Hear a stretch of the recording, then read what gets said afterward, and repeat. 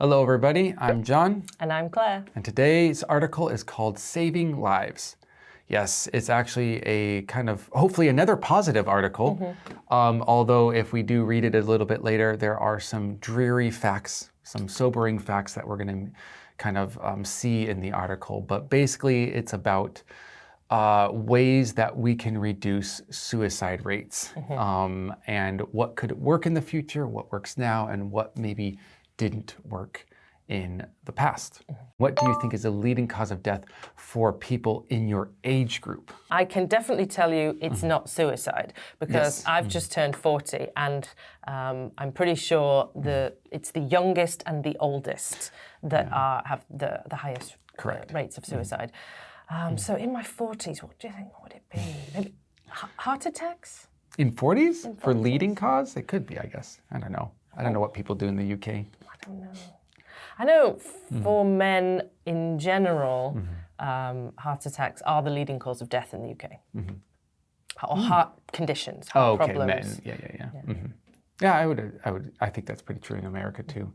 I looked up my age group because I was kind of curious. I was just gonna wing it, and really it doesn't matter. It's not suicide. And I looked at it and I was like, what? I don't understand this. It's poisoning. Really? Yes, it's poisoning.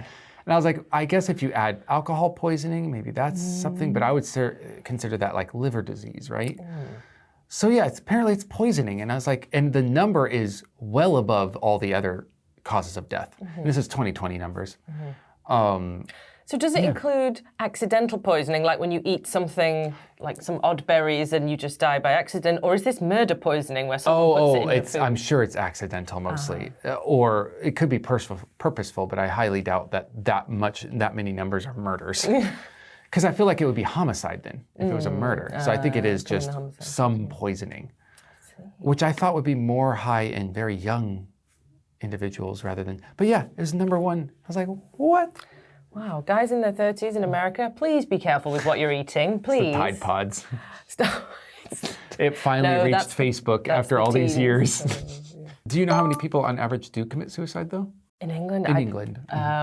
I don't know, but I think we're talking in the thousands. In the thousands every day. Yeah, I just discussed this with juvenile detention. They're like, oh, it's increased to about 600 or 800. And I was like, because my American numbers were 600,000. And I was like, oh, and we decreased from 1.4 million. Well, you're a much bigger country. Like, come on, compare the size of Britain and Korea to America. Yeah, okay, that's true. But still, I was like, oh, okay. Because we are in the tens of thousands. Yeah. We're about at 40K in 2020 again. I couldn't find 2022 numbers. But that the per diem on that is definitely lower than Korea, and the overall has decreased by 17%. They said from something to something. Did not look that up. A decrease sounds good. A decrease always sounds good, and actually South Korea has had some decreases as well, as we'll see in this article. So hopefully you guys can take a look at the summary of the article, but I do highly suggest reading the whole article because a lot of the details are missing, and I think they're kind of important in this article. Saving lives. South Korea is making a variety of efforts to reduce the nation's alarmingly high suicide rate.